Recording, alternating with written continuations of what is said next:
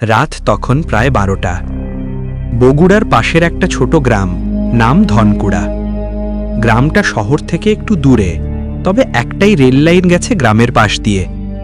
সেই লাইনেই নাকি মাঝে মাঝে রাত 12টার দিকে একটা ট্রেন চলে যায়, যে ট্রেনের নাম কেউ জানে না, আর তার যাত্রীদের মুখ কখনো কেউ স্পষ্ট দেখে না। গ্রামের সবাই বলে ওই ট্রেনটা ভূতের ট্রেন, কিন্তু কেউ সাহস করে যাচাই করে না। প্রথম রাত, সাহসী আশিক।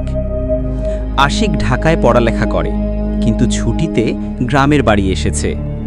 সবাই যখন ট্রেনটার কথা বলছিল, সে হাসল। এইসব কুসংস্কার। আমি কাল রাতে রেল লাইনে দাঁড়িয়ে থাকব, দেখি ভূত আসে নাকি। পরের দিন রাত 11টায় সে গেল রেল লাইনের ধারে। চারপাশ নিস্তব্ধ, শুধু বাতাসে হালকা ঠান্ডা গন্ধ। 12টা বাজার একটু আগে দূর থেকে ঢং ঢং করে ট্রেনের শব্দ শোনা গেল।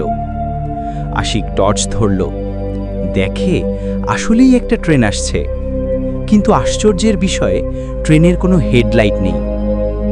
ট্রেনটা যত কাছে আসছে, তার বুকের ধুকপুকানো তত বাড়ছে।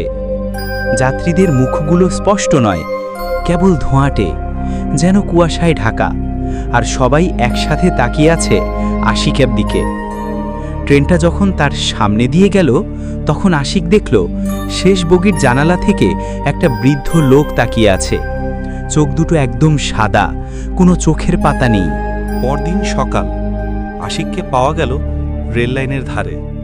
সে জীবিত ছিল, কিন্তু কথা বলতে পারছিল না। চোখ দুটো ফাঁকা হয়ে গেছে, যেন সে কিছু ভয়ঙ্কর দেখে এসেছে। চিকিৎসকরা বলল সে মানসিকভাবে ভেঙে পড়েছে, ওর চোখে ভয় এখনো লেগে আছে।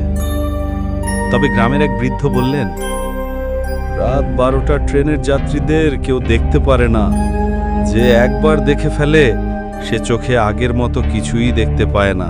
2 বছর পর এক রাতে কেউ একজন ট্রেনের পাশ দিয়ে হাঁটছিল।